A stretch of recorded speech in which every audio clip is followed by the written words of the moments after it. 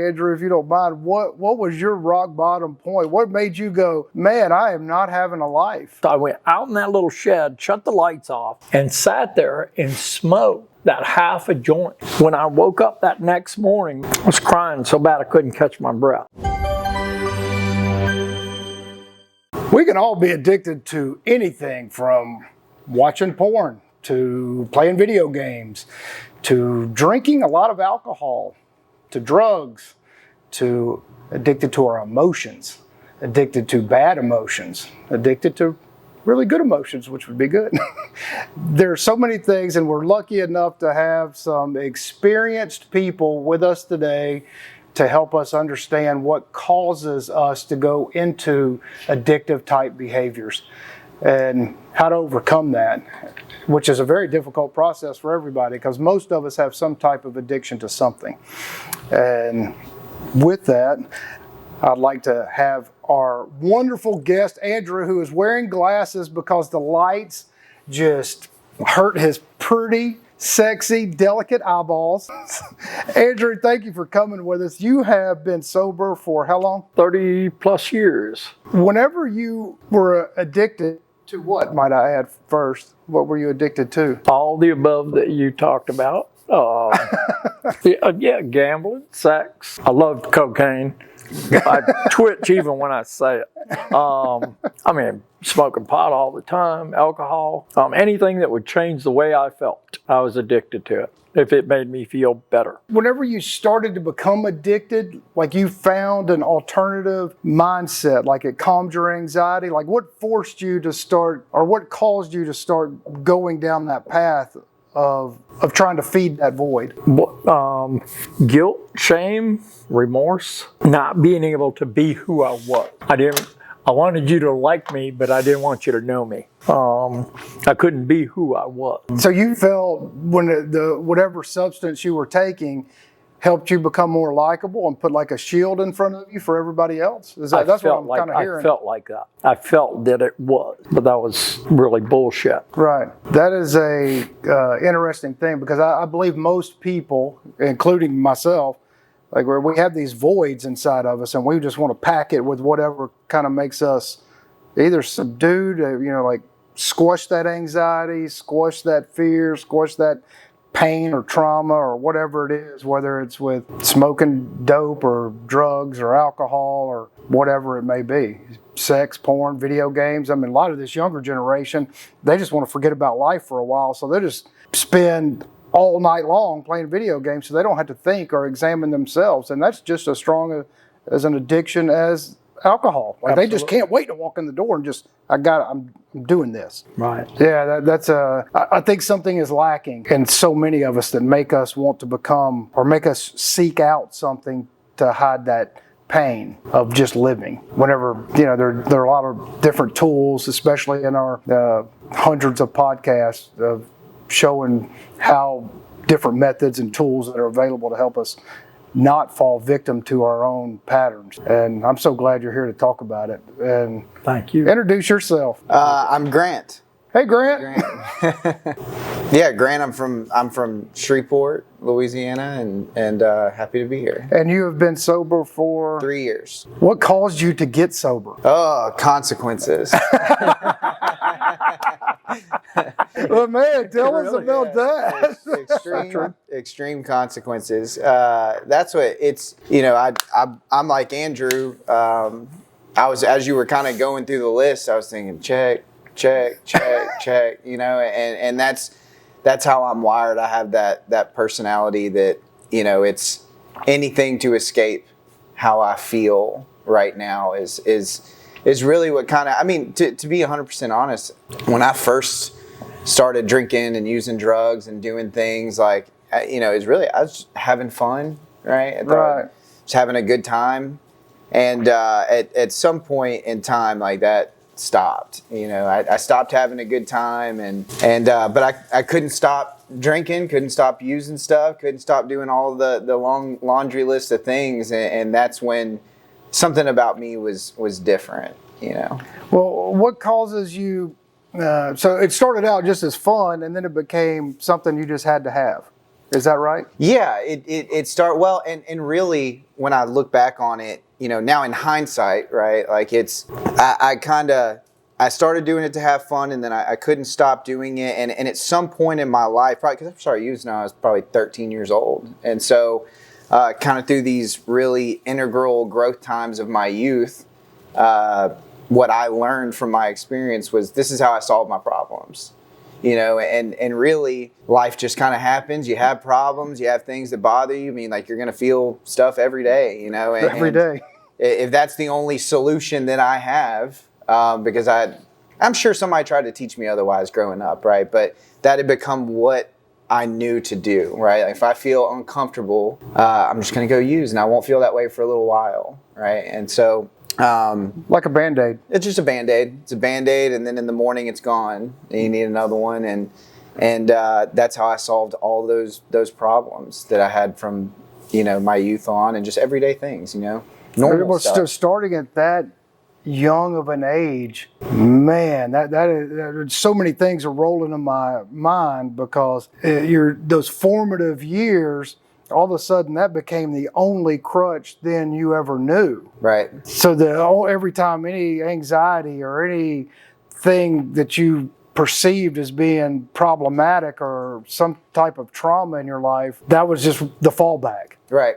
And it's a combination of things, right? It's like, this is my fallback. Like I said, I'd been taught other things growing up. I mean, great family, taught me the right ways to live. And at some point you just start choosing the easier way. This is easier. I know I could do this. So you combine this is what I know to do to change the way I feel with an unwillingness to do anything different. And that's just how you end up in that cycle. And I think too, we live in a society for the most part where, hurry up, shut up, get to work, don't talk about your problems, don't do any inner self work, don't do any inner examination, just hurry up, Johnny, go hurry up and make your professional career, whatever it is, and come home, have your babies, and wake up and do it again the next day. And there's very little focus on all the different aspects of our personality and how all those little aspects will pop up in everyday life. Like everybody has that inner asshole, somebody will trigger something with you, and all of a sudden you have this condescending attitude, like, oh, you dumbass, and then that creates this other little piece of personality that comes up, and we all got these inner conflicts rolling, and that is one of the reasons why I invited y'all here, because every Sunday we talk about these little slices of things in our lives that can that we need to nudge. I don't believe in forcing anything. I believe let's just nudge ourselves into the right direction. Like this behavior of getting high, drunk, 20 hours a day watching porn or video games or gambling, all the things, does that serve myself first? Like, am I serving me? And the answer is almost every time no. So if that's not serving me, how can I be of any sort of benefit to anybody else? Why would anybody want to be around me? Why would anybody even want to know me? And I don't even know myself because I'm covering it up with all this other crap. And to me, from my experience of talking with people in y'all's situation of overcoming that, which I know is not easy, is, man, I just applaud that effort. But is it, you became into that self-realization, I'm just guessing, because you hit rock bottom? Yeah, I mean, that's, and I think that, I had an opportunity around 2015 for that to be my bottom, right? And so I think everybody has their when it's just enough, and I think that from 13 to 31, like I'm so used to living this way that it takes a lot to make people change, and everything was the same. I mean, I still had same life problems, like everything was the same. I met people like Andrew and we, and they just said, look, like we're just going to do things completely different, and all that other stuff though is going to be the same. So, and that's where I think that viewing it, I see it now as this was my solution to my problems, and now this is just a different solution to my problems. I do things this way now, and that's how I handle it. And being sober, has it allowed you to better understand yourself? Oh yeah. The good and the bad. That is awesome, because Andrew has helped and mentored so many people in his 30 years of being sober. And just real quickly, Andrew, if you don't mind, what was your rock bottom point? What made you go, man, I am not having a life? Like, what have I done? How can I stop? How can I change? I was living in Carthage, and I had a half a joint. I had just left a 12-step recovery meeting, and I wasn't drinking alcohol, but I was still doing drugs. And I lived by myself, had a little old shed out back of my house, and I was so paranoid that I didn't want to smoke in the house, so I went out in that little shed, shut the lights off, and sat there and smoked that half a joint. When I woke up that next morning, May 4th, 1992, I was crying so bad I couldn't catch my breath. And I had been involved with these people that were going out of their way to help me to get sober, but I wasn't willing to. You know what I mean? I was still holding on to one thing. And I'll never forget, I was crying so bad that day. And this guy that was involved in this 12-step program, he had like 9 years sober. And he said, dude, what's wrong? And I said, man, all this time I've been fucking fake. I said, I've been doing dope all this time. I've been doing this all this time. He said, no. I said, oh yeah. I said, all this time. And it was just, I was never able to be honest with Andrew. You know what I mean? I was cash register honest, but I was never able to be honest with me. And I knew that day, May 4th of 1992, and when I went to that meeting that night and stood up in front of them people and say, I let you people down, some old man in the back. I remember him saying, boy, you didn't let us down, you let yourself down. But it was the first time I never could be honest with who I am. Never, ever in my life. Because it's really difficult to be honest with yourself. Oh my God, you wouldn't like me. Yeah, a lot of people don't like themselves. Right, and that's really what it was. I didn't like me. I didn't like, and I started out like Grant, just like Whitney. Man, I had a ball when I first started drinking and doing dope down in South Florida. Shit, man, airboats, swamp buggies, and offshore race boats, and just having a pitching a bitch.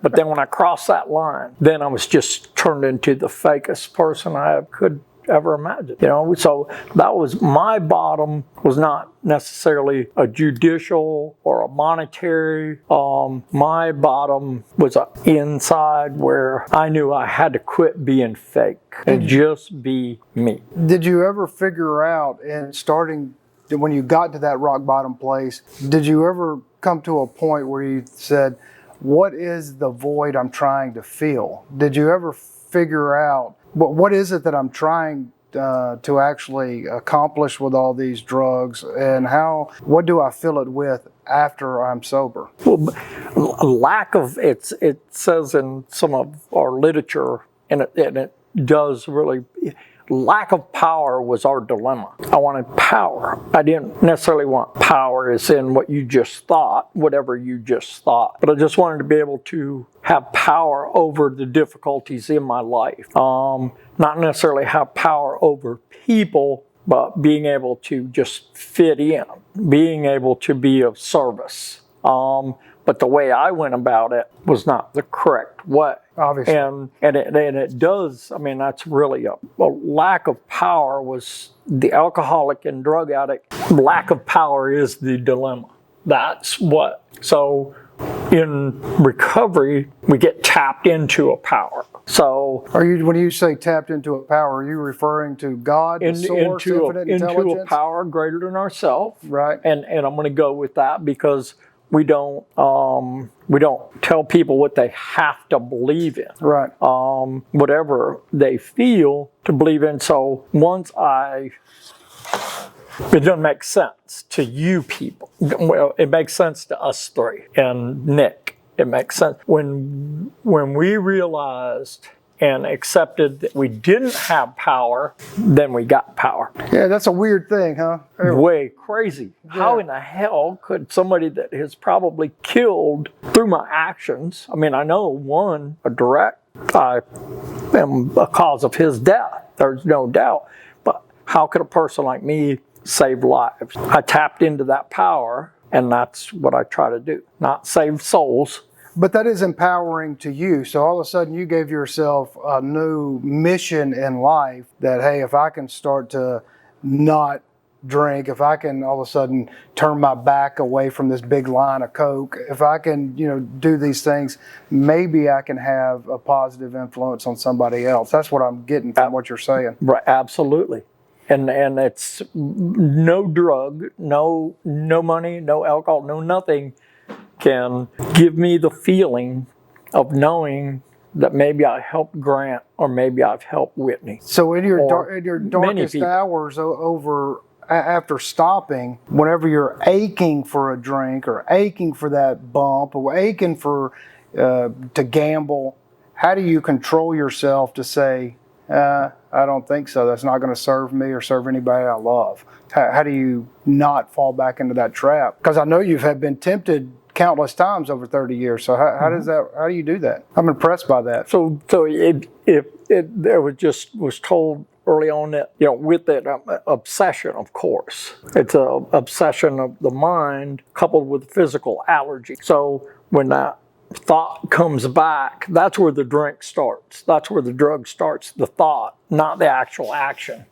It's right. That thought. So when that thought comes in, I just say okay, dude, now whatever dude is, that's how I talk to my higher power. You got to help me get through this. And then I'll do something different. I'll change whatever I'm doing, maybe that's making me think that way. But I love how you just said that, because that plays into a fantastic podcast we did a month or so ago with me and Jill about how thoughts are time machines, and meaning that our thoughts can either make us live in the past, present, or the future. We drag our emotions from wherever they are into what we're focusing on. So if that thought comes into your head, you recognize that thought is not good, and then you work on focusing your energies to something else. Because if we focus whatever we're focused on is where we're going. That with everything in life, whether it's to have a positive marital relation, a positive friendship, a positive whatever, or negative. It's wherever our mind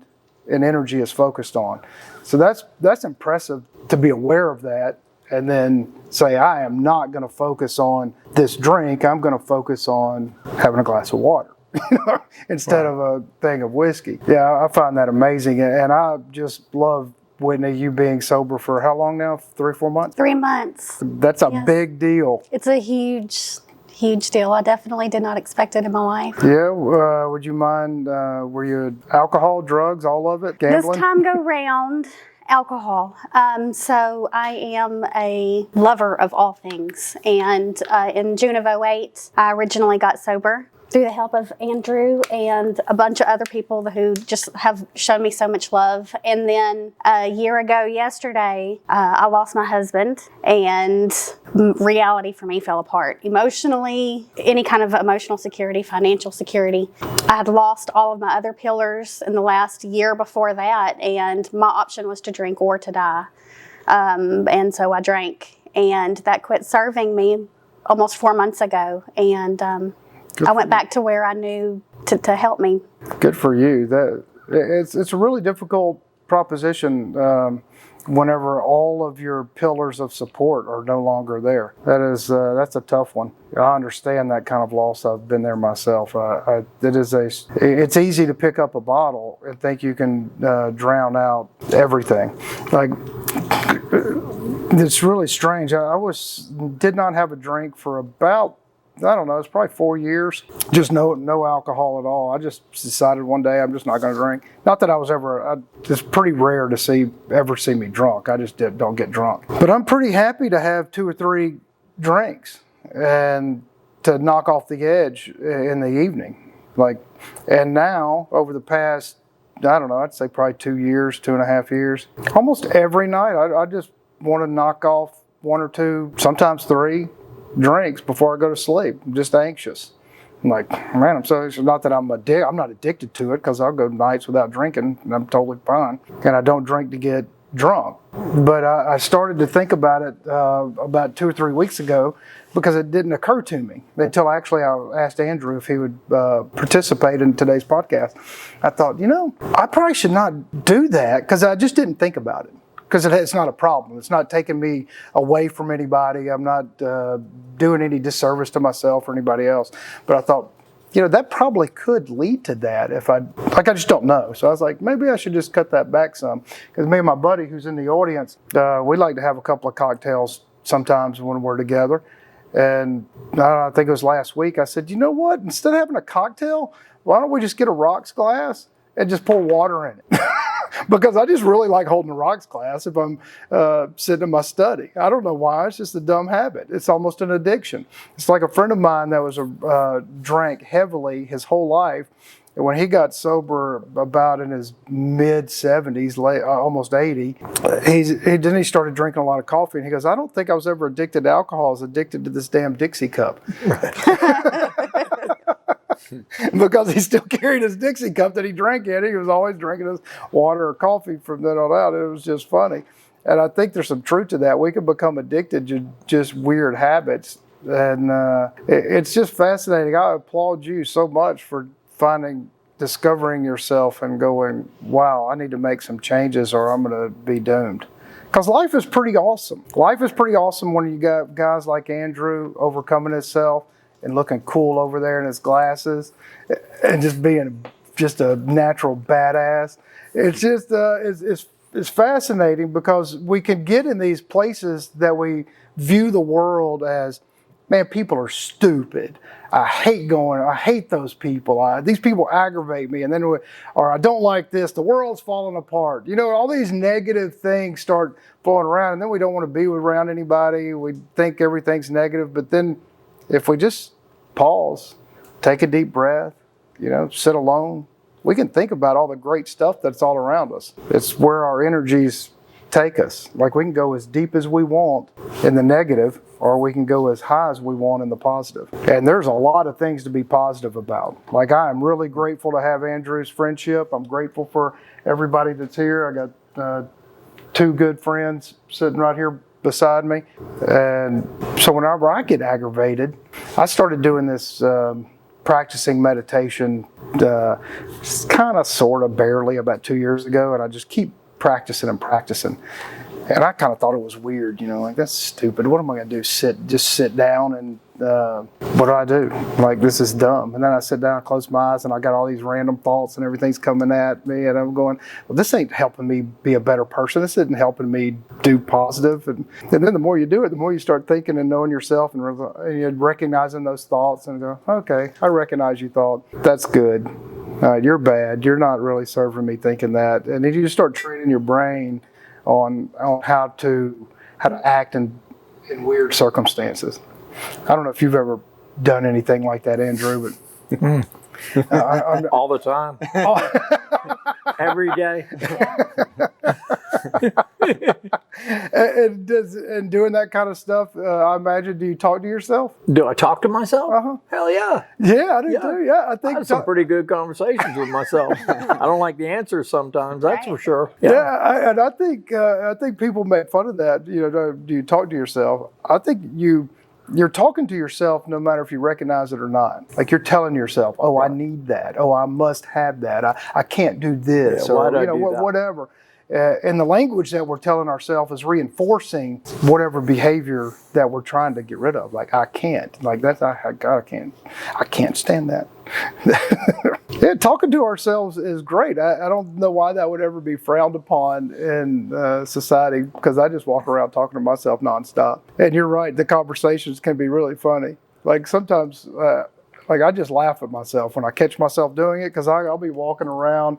I call this place the sanctuary, so I'm just walking around the sanctuary and I just be rambling and talking, and then I'll think, man, if anybody was around right now, they would think this is hilarious, because it is. And then that makes me laugh, and then it kind of elevates that higher vibration inside of me, because part of what we do here in talking about addictions is because most people are addicted to something, they don't realize it, and it is talking to yourself, figuring out yourself, and then asking yourself, what is that void that caused me to go down this path to begin with? How do I fix that? How do I feed myself with the nutrition that I need, all the spiritual nutrition, the emotional nutrition, the love. How do I attract those things that I need the most? And part of that is for me at least, and the people that I'm really good friends with and that come out here a lot, is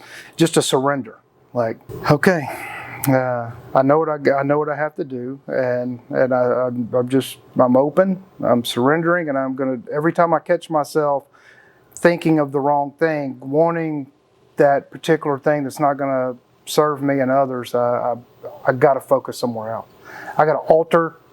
Because your thoughts are a freight train, man. You stay on that track. You gotta just go. You gotta turn it. You gotta force that engine, or you're just creating a big problem. And I am anxious to see how you are gonna do this time next year, because I'm positive. I just feel positive that you're gonna be awesome. Like, you just radiate awesomeness. Thank you.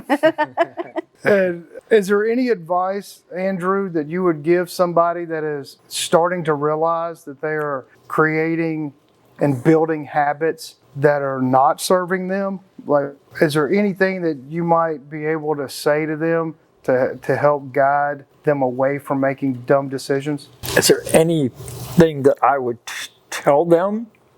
Say, suggest, anything.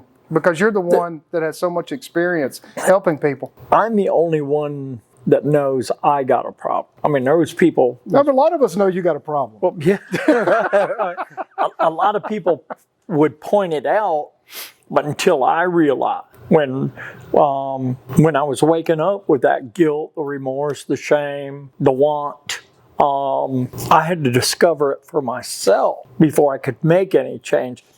And I can't really make change, but I can accept change. And it's through my actions. So I would suggest that, any of the viewers or listeners that, if there is something going on in your life that you feel is taking away from your life or others, that you might want to really look at it. I mean, if you got a bunch of guilt and remorse going on, do you want to just keep?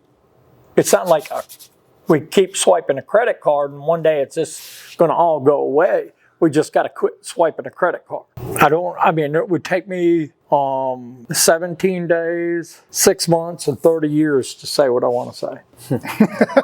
we got time. Our literature gives pretty good acid tests for that. If you think that you have a problem with gambling or with smoking or with pornography or whatever it's with, it says either stop completely or try and do it controlled. Try and watch 10 minutes of porn. Try and smoke 2 puffs off a cigarette and then stop.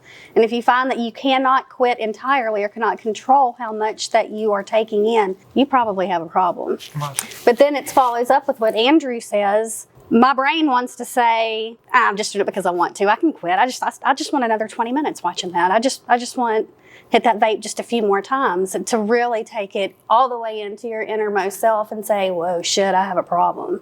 Yeah. And then be willing to accept change. We talked about that on vaping on the way out here. You got one? I get a second? Yeah. Do I get it? Okay. You vape too? Sometimes. Yep. I mean, it's crazy as shit. I'm dealing with a health issue that I'm about to die. I'm out here catering a wedding. I haven't smoked a cigarette, no nicotine for like 13, 14 years. And we were talking about, Whitney asked, he says, how long you been vaping? I said, well, believe it or not, I started vaping right out in back of that building right there because my staff was vaping. I liked the smell of it. Dude, I got a damn vape in my pocket. I got one in my truck. I got one sitting. I mean. So now you're addicted to vaping. Again, because it changes the way I feel. And I feel pretty damn good. But I want to take a hit off my vape right now, and I don't know if I can. I mean, because I feel it was just like drinking and doing dope. I mean, it wasn't necessarily drinking and doing dope when I felt bad. If I felt bad, I would drink and do dope to feel better. Well, if I felt good, shit, I'm going to drink and do dope to even feel better. I mean, it was like. Yeah, I've heard a lot of people, whenever we've talked about similar type topics, well, just trust in Jesus, or just trust in whatever religious thing you believe in.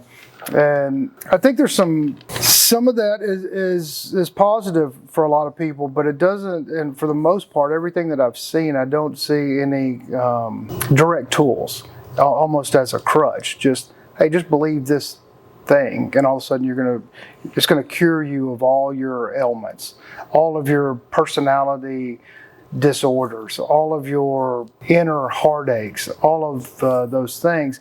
And that's why I like what you're talking about with some of these step program type things, is because there's direct, actionable things you can do and think about to help you, because I believe divinity is in all of us.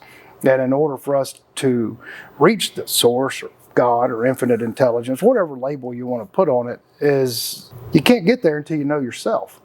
You can't go inside of yourself to find the beauty until you can start training your mind and then understanding yourself.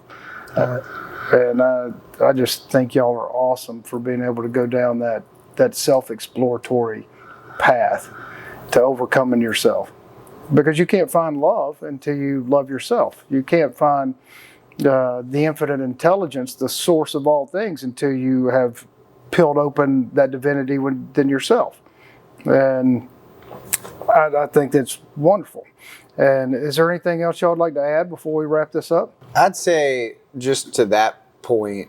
So for me in the beginning, in 2015, I wanted to figure out God, my higher power, all the whatever it is you want to call it, and I want to figure all that out, and then I'll do it, right? Because like that's how I'm going to develop my belief system and whatever it may be. And I know that in 2019, so I got sober in November the 29th of 2019.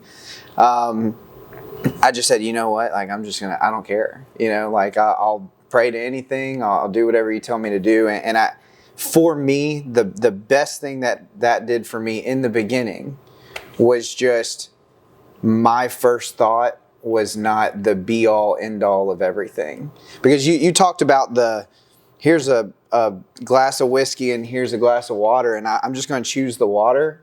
And like, I'm not built like that. That's not left to my, like, that's not the choice for me. If I'm dealing with a lot of stuff and it's on a bad day and you come and put that in front of me, I am wired to choose this way, right? My actual, and we said, like, well, this isn't self-serving. And I actually view it as like, this is the self-serving option. That's my problem. I choose the self-serving, whatever fixes me right now. That's my option. That's what I always go to. And so when I came, it's kind of this idea that I'd never really learned this behavior before, but it's like, if I feel like I want to do this, I don't think about the glass of water or the Sprite or whatever it may be. I go think about somebody else, right? I immediately will call somebody else. Hey, what are you doing today? What's going on? 9 times out of 10, you call somebody and ask them like, hey, how's your day going? Man, I'm so glad you called. I'm having a really bad day. And now all of a sudden, like my problems and everything that I'm going through is just not that big of a deal anymore.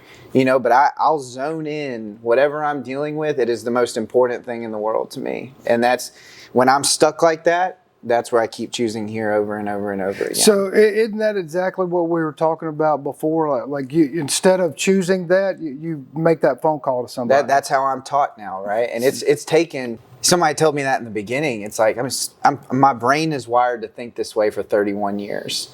And so instantly, it's like, I think we're all guilty of that. It's like, I kind of like, all right, I've been sober for 5 minutes. So, I just want to be different now. And it's like, it is not like that. I have these, it's like it was described to me this way one time, that if I walk into those woods out there and I take the same path every day for 31 years, well, then like that path's going to be worn down, right? It's worn down. It's easy. There's nothing blocking me from going that way. Well, then there's this path over here. I haven't gone down maybe but 5 times in the last 30 years. Well, I just brush everywhere. It's a pain, like right. I can't even get down there. That's my brain's the same way, right? It's like the pathway for me to choose wrong is so much more clear than the pathway for me to reach out and help another person. And it's going to take, as soon as I learned, it's going to take equal amount of time to clear that pathway out. And it's just a slow process. I started to settle into where I was at, because being sober and still being, I tell people all the time, it's like, you just got sober. And I got news for you. You're still the same person you were before, right? And that's where the work comes in, and that's why I tell new people all the time, it's take it easy, take it slow. These big defects of character you have, it's going to be like shooting fish in a barrel at first. It's stop stealing from Walmart. Boom, that's a big one, right? It's like down there at the bottom, there's a little one that's stop riding the clock. Right. Time theft. It's a smaller fish. Right. It's one is just very direct. You just don't steal from people. And then when you find out like 2 or 3 years down the road, this is still the same defect. It just looks different. Right. And it's a little bit harder to address. And so, I think it's our tendency, it's like I started drinking. All of a sudden I'm 21. I wake up and I'm 31. I've been doing the same thing for 10 years. And it's like instantly I want all the things, house, car, girlfriend, fiance, wife, kids, all these things, and you want it right now, right? And it takes time. All of that it's a long, slow process, and you just got to take it easy along the way, because it's not, the job is never done, The day I stop working on myself, I hope somebody calls me. So I need somebody to call me, because it's that's not, there is no finish line, right? It's like we're just in this process now of we're gonna learn to live different and better. And you're just gonna do that forever, because as soon as I stop doing this, then like that is my natural go-to solution. And that's just a difference between me and some friends I used to drink and do drugs. They just quit. I'm like, and they'll tell me the same thing. They'll be like, just quit. I'm like, what a novel idea. Yeah, man, it sounds so easy. It's like, and people don't understand that. They're like, I've had so many people tell me that, like, just stop, and I was like, go ask anybody in active addiction if they're having a good time. They're not. No. They are not having a good time. And it should say something that despite being miserable and sad and discontent, that they still can't stop, and that says a lot about what's going on. It's bigger than just a choice. Yeah, for sure. So, man, I love that. Thank you so much for that. That was phenomenally said. One of the takeaways I got from that was it was something that we talk about a lot here, is that redirection of your mind. You're redirecting your mind, even though you're not choosing the water. You'd want to choose that, but you still redirected yourself to make that phone call. You redirected yourself to, you're still metaphorically choosing the water, just in a different way. I'm making that phone call. I'm calling somebody. And that's one of the wonderful things I like about Sundays in our group, that we all have our problems and our issues, and it's nice to have trusted, honest, good friends that you can say, hey, I'm having an issue. Hey, can you just tell me a joke? Like, I just want to laugh. Can you just say something funny? Those are just wonderful things to have. And I feel like we're all very fortunate that we can connect with people that we can rely on. And it's another reason why I love Andrew down there Love you. With my cool glasses. Yeah, with your cool glasses. I love them. Thank y'all. Thank everybody for joining us. I really appreciate it, and really help us grow. If you like this content, of course, like and subscribe, and come out here Sundays, 1:30. And also February the 5th, that's 2023, we're having paint day. So if y'all want to come out and paint, it's all free. Just come out and paint away. We'll see you then. Thanks.